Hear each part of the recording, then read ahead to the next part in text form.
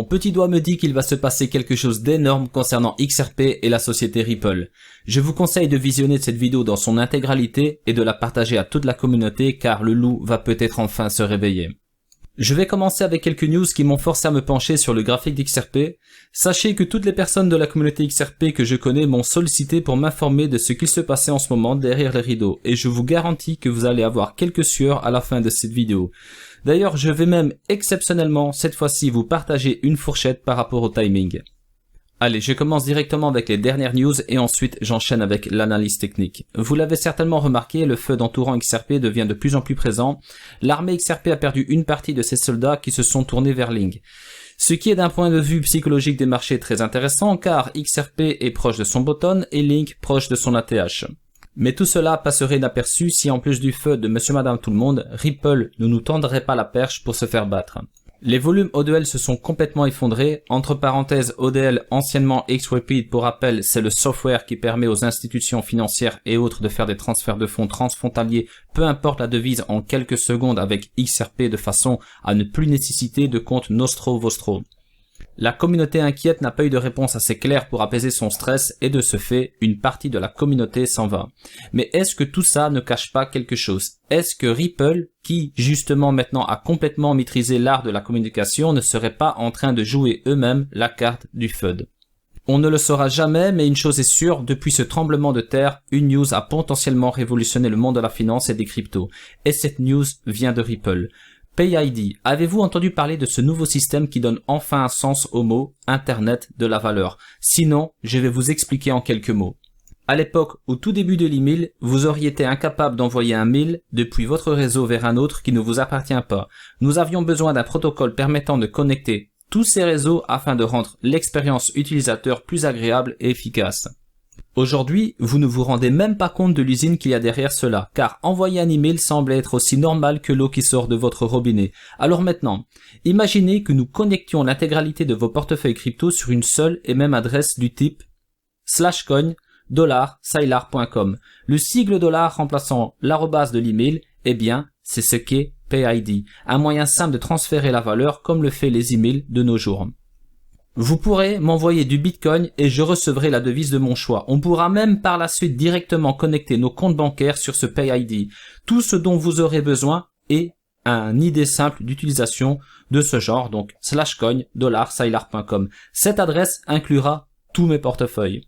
Maintenant, on se pose la question, est-ce que cela utilise XRP? J'ai envie de vous répondre oui et non, car le système PayID est connecté à Interledger Protocol qui est token agnostique à ACH qui est le réseau de paiement aux USA et directement au XRPL qui est le DLT du XRP. Oui et non, car il n'est simplement pas le seul sur ce réseau. Toutes les cryptos auront leur rôle à jouer bien que Ripple est en position de force pour optimiser l'utilisation de son actif numérique. Alors, rendez-vous compte de ce qu'ils sont en train de faire pour nous tous utilisateurs des cryptos et rendez-vous compte de l'injustice qu'ils vivent au quotidien due à plein de détracteurs qui ne comprennent pas le quart de ce que fait Ripple. Il y a encore énormément de news à traiter sur Ripple et XRP, mais il faudrait une vidéo d'1 heure. Sachez juste une chose, son prix n'est pas joyeux actuellement, mais il est important dans ce Far West de bien différencier le prix spéculatif et la vraie valeur d'un actif. Alors, peut-être pas joyeux pour l'instant, mais la Terre tourne et vous allez peut-être vite comprendre avec mes scénarios. Je vais commencer contre le BTC et ensuite contre le dollar. Je tiens juste à vous préciser qu'à part ce graphique, je serai minimum en mensuel. Donc, ne venez pas me dire que j'ai raison si XRP prend 10% dans une semaine ou encore me dire que j'ai tort s'il est divisé par 2 dans quelques jours. Car ce qui m'intéresse à moi, c'est d'envisager avec un maximum de précision son prochain bull run. Pour ceux qui me connaissent, je ne vais pas me faire avoir avec un pump et encore moins avec un dump. Nous sommes dans un marché très volatile et cette analyse concerne uniquement le profil d'un investisseur qui désire investir à horizon long terme. Pour vous donner un exemple, XRP peut prendre 30% dans quelques jours et en perdre 50 quelques jours plus tard. Et même chose à l'inverse, mais il suffit d'un seul tweet pour que vous ne revoyez plus jamais ces prix-là. Allez, je commence avec XRP contre le Bitcoin en hebdomadaire. Objectivement, nous n'avons aucun signal d'achat car nous sommes bien en dessous du Kumo, de la Kijun, de la Tenkan et la lag and span est en dessous de tous les éléments de ce graphique, mais nous pouvons quand même observer le magnifique rebond ici de la lag and span sur le canal. Alors, parlons de ce canal. J'ai simplement tracé une droite ici à partir de ces 3 mèches Et si on ajoute une parallèle, comme je l'ai fait, on remarque clairement que cette mèche ici a buté pile poil sur le bas du canal. En plus de cela, la clôture ici a permis à la lag span de rebondir pile poil avec une extrême précision sur le bas du canal. Regardez comme c'est magnifique. Donc, ok, on est bien en dessous le Kumo, on est bien en dessous de la Kinjun, de la Tenkan. Enfin, la Tenkan, on la colle, mais on n'a pas encore d'alerte donc par rapport à cet élément des Shimoku Kimkoyo. La lag span, par contre, elle est peut-être dans le vide, mais elle a quand même un support. Elle a un support ici, donc oui, on a méché, mais on a clôturé pile poil ici. Donc pour moi, là, on a donc quelque chose de très intéressant qui se forme déjà en hebdomadaire. Je pense que vous êtes nombreux à attendre une clôture au-dessus de la Kinjun pour avoir un signal d'achat. Mais personnellement, dans ce contexte, moi, j'ai cette résistance en ligne de mire, car celle-ci a fait office de support pendant presque un an. Donc regardez, on est venu donc la titiller plusieurs fois ici, encore et encore et encore, et c'est quand on l'a brisé, voilà. Là, on a une espèce de purge.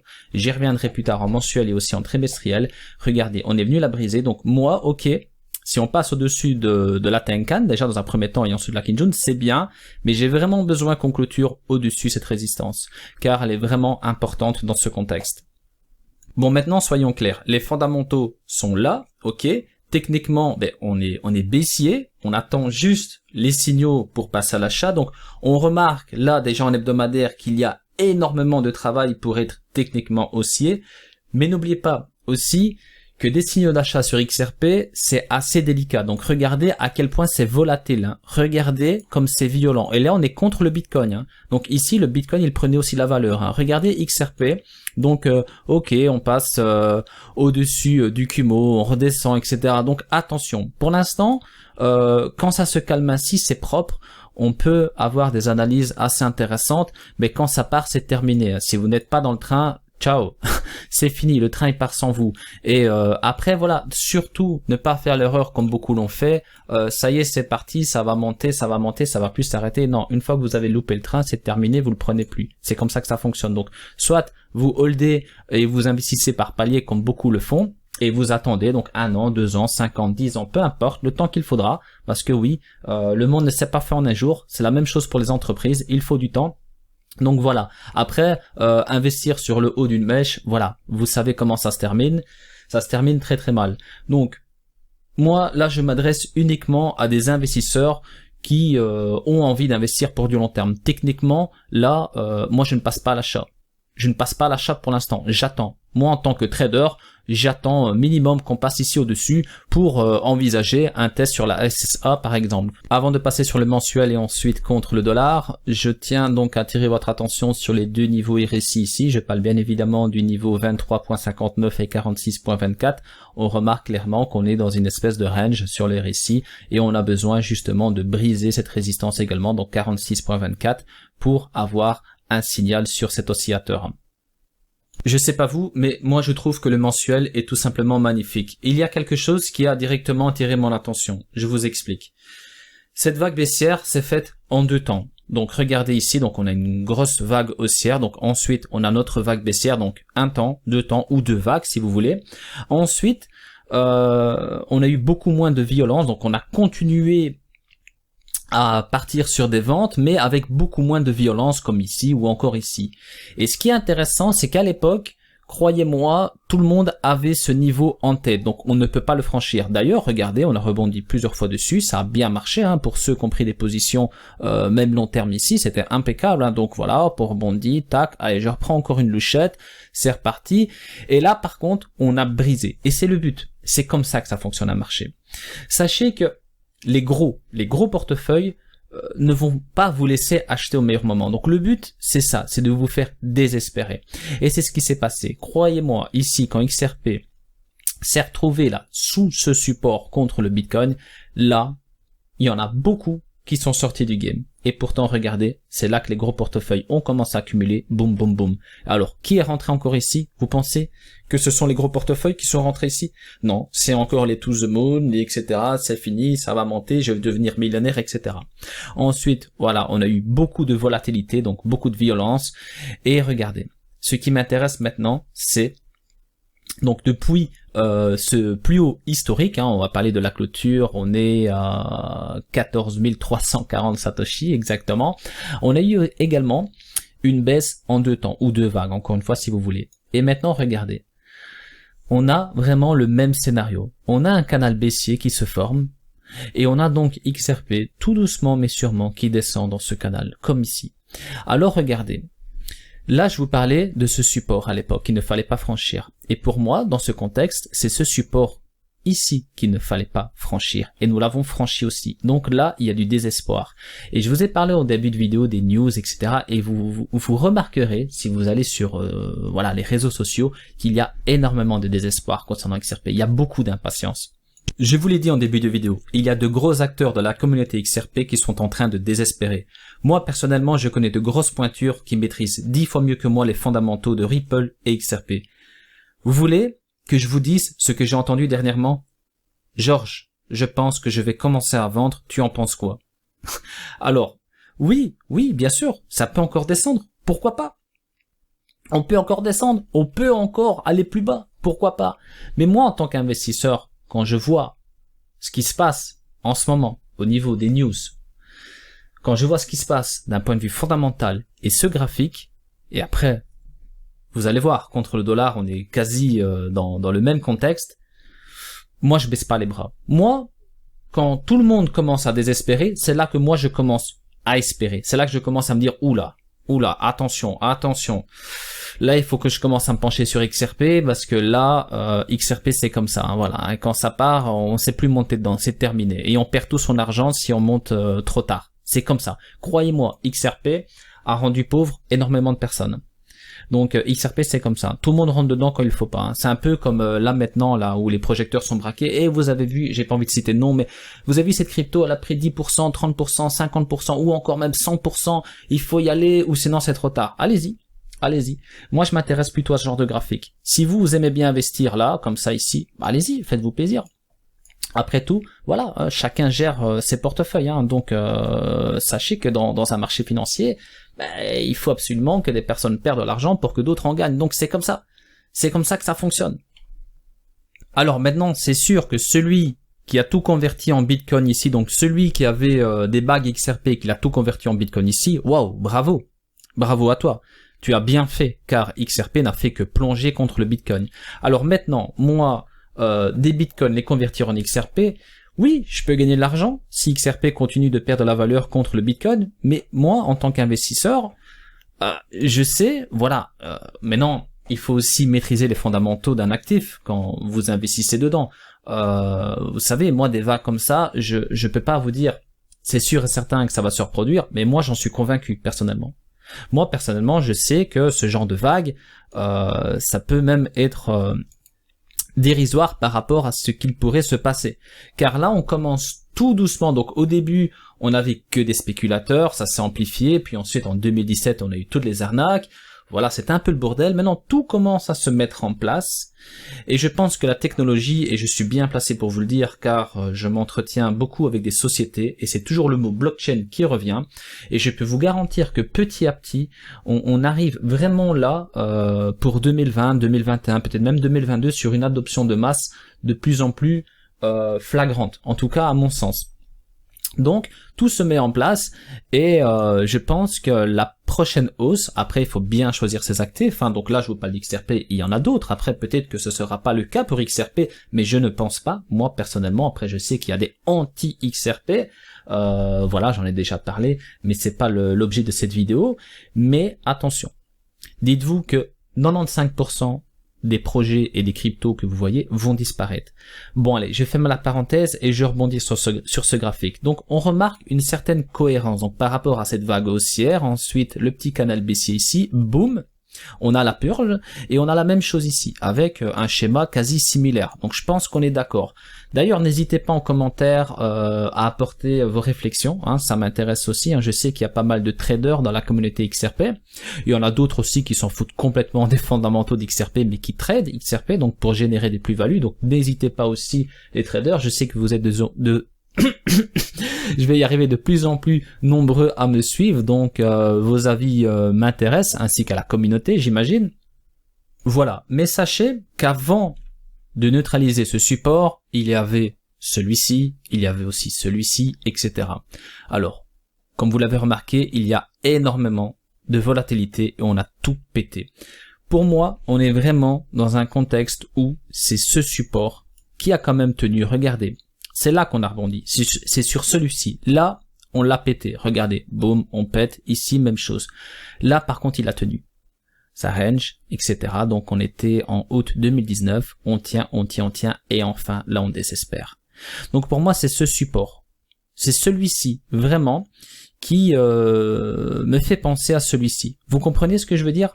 Alors maintenant, je vous vois déjà tous en train de compter les bougies. Ok, /coin, merci, super analyse. Donc on a 1, 2, 3 bougies. Alors 1, 2, donc juin, juillet et au mois d'août, ça va exploser. Non, ne comptez pas les bougies.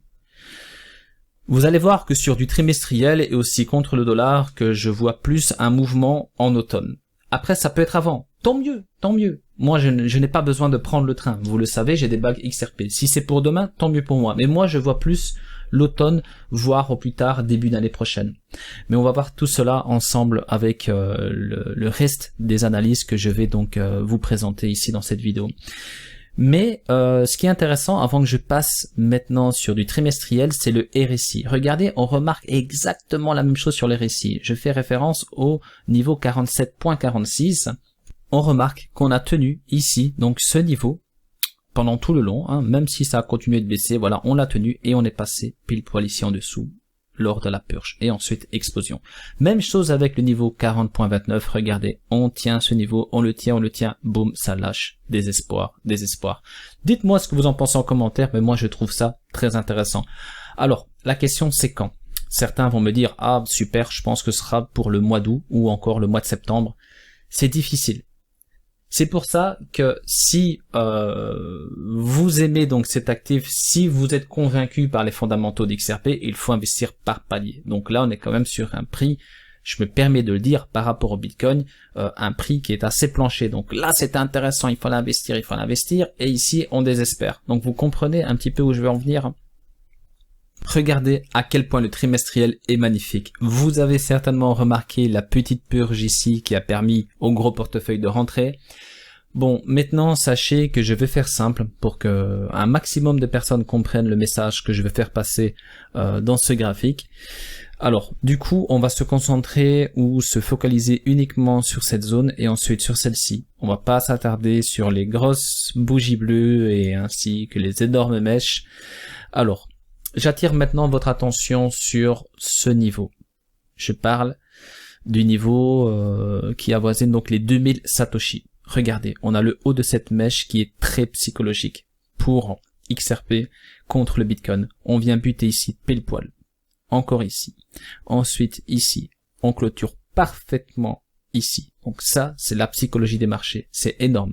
Ça, c'est vraiment, je suis désolé, mais ça, ce n'est pas un hasard. Ça, c'est vraiment pile poil, on a clôturé là. Et regardez ici où nous sommes. Alors, maintenant, est-ce que acheter un XRP ici, sur ce niveau de prix, c'est cher ou c'est pas cher? Répondez-moi en commentaire. Alors, oui, peut-être que ça va descendre. N'oubliez pas que là, je m'adresse à des personnes qui ont envie d'investir pour du long terme. Car, si on parle trading, on a une gestion du risque. Vous allez donc définir combien vous êtes prêt à perdre et combien vous êtes prêt à gagner. Et généralement, vous allez toujours chercher un bon ratio rendement-risque. Là, ça a strictement rien à voir. Moi, mes bagues XRP, ils sont là. Si ça tombe, ça tombe. C'est terminé.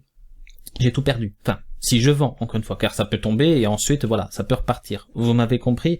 Bon, je pense que, voilà, c'est important, encore une fois, que je le précise. Maintenant, ce qui m'intéresse, c'est qu'on est ici, pile poil sur ce niveau.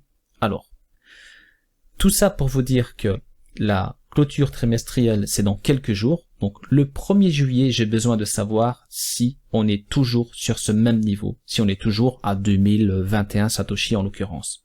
Alors ne tremblez pas. Mais si on clôture sous ce niveau, c'est pas bon pour XRP.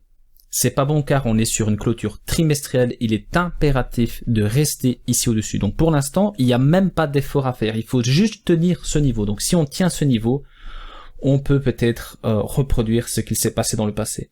On peut peut-être même ranger, on peut aussi imaginer un autre scénario. On n'est pas obligé de péter un canal baissier et repartir avec des grosses bougies ainsi. On peut très bien même ranger comme ça, voilà, pendant des mois et genre début d'année prochaine, boum, hop, on explose les résistances et c'est parti.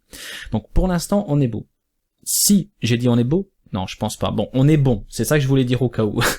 Si, par contre, on clôture en dessous, là, il faudra regarder le daily, le weekly, etc. pour voir un petit peu comment appréhender les choses, car là, ça sent mauvais. Ou encore, on peut imaginer, sur du trimestriel, une purge comme on a eu ici. On peut imaginer, voilà, tiens, on a fait désespérer tout le monde, même SlashCon s'est fait avoir, hein. Là on a vraiment clôturé en dessous, c'était trimestriel, et hop, c'est reparti après. Donc voilà, vous l'aurez compris, il y a des enjeux pour cette prochaine clôture, et il faudra donc surveiller tout cela de très près. Ensuite, regardez donc au niveau des niveaux clés, même chose ici, on a une mèche qui a buté pile poil ici sur cette clôture, on vient faire un petit rappel ici, et voilà. Donc, nous, ce qui nous intéresse sur ce graphique, c'est ça. C'est est-ce que on va clôturer au-dessus ou en dessous ce niveau très important sur le graphique d'XRP contre le Bitcoin. Maintenant, si vous voulez compter les bougies, je vous laisse les compter, mais moi, encore une fois, je pense que ça va commencer donc à chauffer, ça sera ici, donc pour fin d'année, en automne, donc octobre ou voire début d'année prochaine. Voilà. Donc c'est très difficile, mais je pense pas que ce sera donc dans 3 ans. Dans 3 ans. Il faudra déjà, comme vous le voyez ici, péter donc une résistance. Donc quand je parle d'une résistance, ne fût-ce que la clôture précédente. Ici, donc on est parti sur une bougie bleue, mais on n'a pas pu donc clôturer au-dessus la précédente. Donc depuis, j'ai envie de dire depuis octobre 2018, on ne fait que baisser contre le Bitcoin.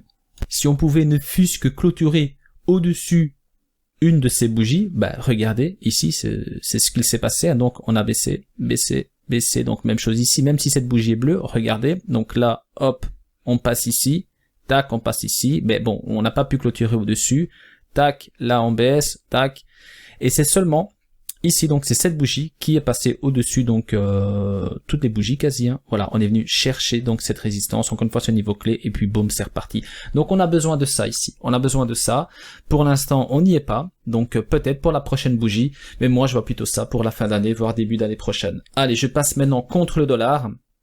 Regardez, suite à cette belle petite vague haussière, on a eu une longue période de range, donc c'était en 2015 jusqu'à mars 2017, avec un plus haut et un plus bas testé à plusieurs reprises. Là, on a eu une petite purge, mais cette purge n'a pas permis, on a une belle impulsion après, mais on n'a pas pu avoir une vague similaire à celle-ci.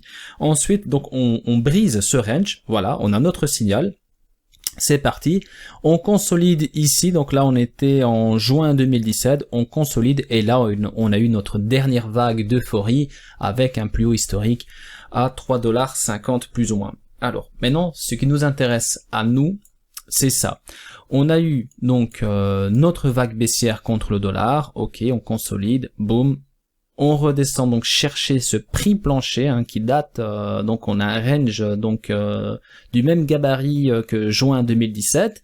Alors maintenant, pensez-vous qu'on peut aller chercher 5 cents? Moi j'aimerais bien, moi personnellement, et je sais qu'il y en a beaucoup qui vont pas comprendre, ça me dérange pas. Moi, si XRP descend, mais plutôt en mode mèche, descend à 5 cents, pour moi, c'est bon. Il n'y a pas de souci. Mais je pense que ça ne correspond pas au graphique que je vous ai présenté donc juste avant. Pour moi, ça serait même contradictoire. Donc pour moi, là, on est vraiment sur un prix plancher. Et tant qu'on reste au-dessus les 7 cents en clôture mensuelle, bah voilà, on est dans le range. Et par contre, pour monter d'un étage, on a forcément besoin de clôturer au-dessus, allez, les 25 cents pour après ensuite aller chercher une résistance donc beaucoup plus intéressante au prix de 44 cents. Voilà comment il faut voir les choses. Donc il faut y aller étape par étape. Pour l'instant, pas de panique, on a des mèches ici, regardez, on en aura encore, on aura même des mèches comme ça où vous allez voir des lunes, ça y est, XRP, Bullrun, merci SlashCon, t'es le meilleur. Non, non, non, non, non, non, les mèches ça ne compte pas. Si, ça peut compter pour tracer des droites, psychologiquement c'est important, on peut même tracer des supports, des résistances, mais là, dans ce contexte, moi j'ai pas besoin de mèche, comme vous le voyez ici, j'ai besoin de clôture. Alors regardez ici, on est venu tester plusieurs fois le bas de ce range, et c'est quand nous avons clôturé en dessous que boum, on est descendu dans un étage. Alors même chose ici, quand on est monté. Vous comprenez? Donc, contre le dollar en mensuel, j'ai besoin qu'on sorte de ce range. Pour l'instant, on va dire que ça c'est une boîte noire et tant qu'on est à l'intérieur, ah ben, on trade du XRP, on fait ce qu'on a envie ou alors on accumule hein, pour les personnes qui ont envie d'investir, ben voilà, on est à l'intérieur. Si on revisite encore le bas de ce range, voilà, ou même à cette hauteur, ça reste toujours intéressant. Donc si vous êtes bien sûr convaincu de cet actif. Alors, tant qu'on est là-dedans, en mensuel, on ferme les yeux, on attend. Si maintenant, imaginons au mois d'août, on est quelque part ici, ok, c'est parti, on peut viser plus haut, et ensuite plus haut, si on passe encore plus haut. Vous comprenez où je veux en venir? Alors maintenant, sur le RSI, même chose, on a un niveau donc très intéressant, je parle bien évidemment du niveau 47.62. Ce niveau a été travaillé en 2015, voilà, il a tenu, boum, explosion en 2017, on vient revisiter ce niveau, tac, ça tient, et boum, là on passe en dessous. Et ce qui est intéressant, c'est qu'on passe en dessous avant ici de descendre d'un étage. Alors on peut penser la même chose, si le RSI vient donc passer au-dessus du niveau 47.62, on aura peut-être aussi là un signal sur l'oscillateur intéressant. Donc ça, pour l'instant, on n'y est pas, on a besoin bien sûr de passer au-dessus, mais ça reste intéressant de garder tout cela dans votre collimateur. Toujours contre le dollar, mais cette fois-ci en trimestriel. Ce qui m'intéresse sur ce graphique, c'est ce niveau et celui-ci. Alors regardez, on est venu buter pile poil ici sur le bas de cette mèche, on a surtout clôturé parfaitement sur ce niveau. Alors, on a beau eu avoir un flash crash et une hausse assez éphémère, on a tenu ce niveau clé. Pour l'instant, on est toujours ici à l'intérieur. L'étau est vraiment très serré. Donc moi, ce qui m'intéresse pour le mois prochain, c'est soit de rester ici ou soit de monter d'un étage.